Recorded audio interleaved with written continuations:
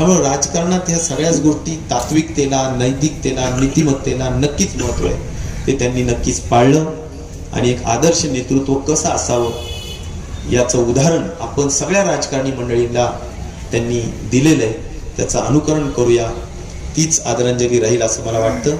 यापेक्षा अधिक न बोलता मी आयोजकांना, सगळ्यांनाच, त्यांना सर्वपक्षीय लोकांना आपण एकत्र केलं आणि आपले जे आदर, प्रेमभाव, आपलेपण आणि या मोठ्या नेत्याविषयीचं कृतज्ञता व्यक्त करण्याची जी या प्रसंगी एक संधी सगळ्यांना उपलब्ध करून दिली. अनेकांनी खूप चांगल्या भावना व्यक्त केल्या.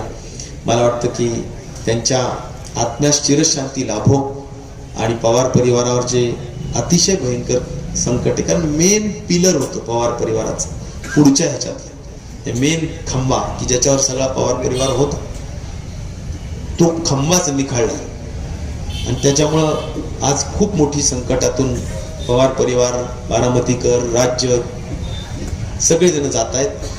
तर असे प्रसंग खरंच घडू नये. नियतीने ही जी क्रूर थट्टा केलेली आहे आणि नियतीच्या समोर आपण काही नाही हे सारखं सिद्ध होतं, त्याचंही आपण सगळ्यांनी भान ठेवूनच मला वाटतं आपल्या जीवनाकडे पाहावं.